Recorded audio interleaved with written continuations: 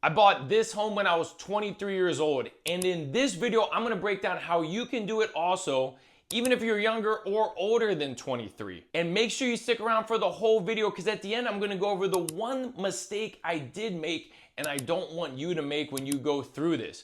But first,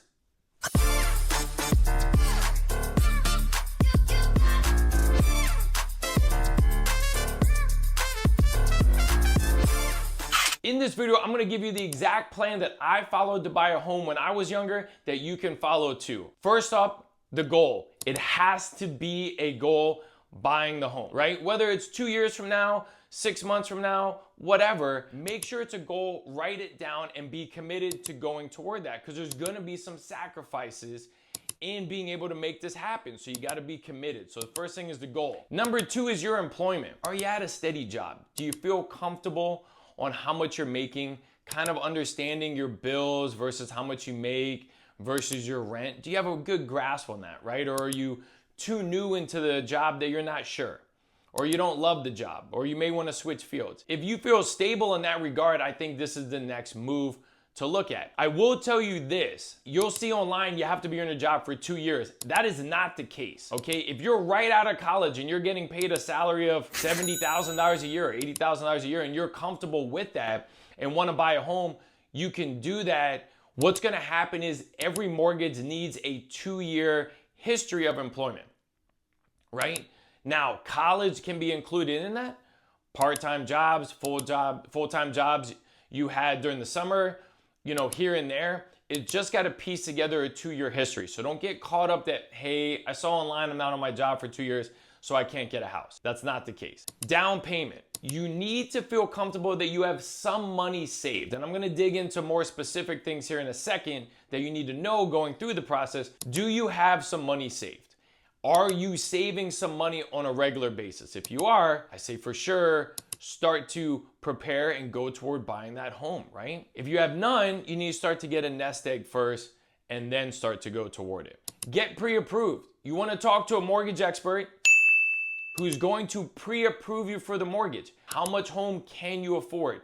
How much of a down payment do you need? That goes back to the prior point. Maybe you only have $10,000 saved, but you need $15,000 for closing to buy the home. Can you save that? Can you get a gift? If you don't qualify for the amount of home that you want, could your parents co-sign with you on it? Or if you're gonna get married and that future spouse, things along those lines. So you wanna get pre-approved, because now you're really gonna start to see the meat and potatoes.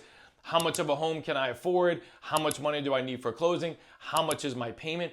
All of those things. Finding a Rockstar realtor. I'll be honest with you, there's some examples many times where you probably should use this as your first step. Not at this point, but if you've gone through all of these steps, this is a must at this point of talking to a realtor and starting to figure out what you want and what's out there, right? They're gonna know, is it a good neighborhood, a bad neighborhood? You wanna live here, home prices are going up, going down in this thing.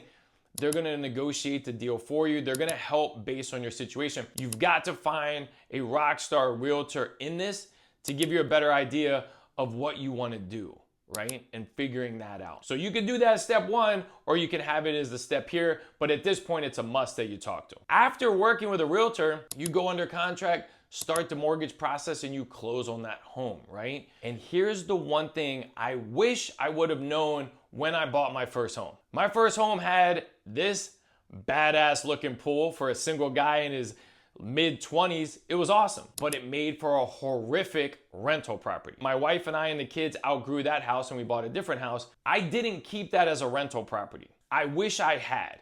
So if you're watching this video, not only am I worried about getting you into your first home, I'm worried about getting you into your next home and owning rental properties. This is the hack to really growing your real estate portfolio and wealth. Is this move. You buy a starter home that's perfect to rent, and then in a year, 2, 3, 5, 10, whatever, you move on to your home, your dream home, or a bigger home, or when the family grows, and you keep that property as a rental property. That is easily the maybe only mistake I really have in my entire life, is not being able to do that going into the first home. I picked a home I loved, but I didn't think about the next step or two going into it, right? Don't worry, if you've already made that mistake, you can buy rental properties anytime you want. This is just a tip. And that right there is the exact process on how I was able to buy a home at 23. You can buy it at 19 or 43. Doesn't matter, but these are the steps you definitely want to follow if you're thinking about buying a home. You can do it. I believe in you. Hope you found that information helpful. If you did, I'd love to be your lender, and stick around for this next video. I think you're gonna like it.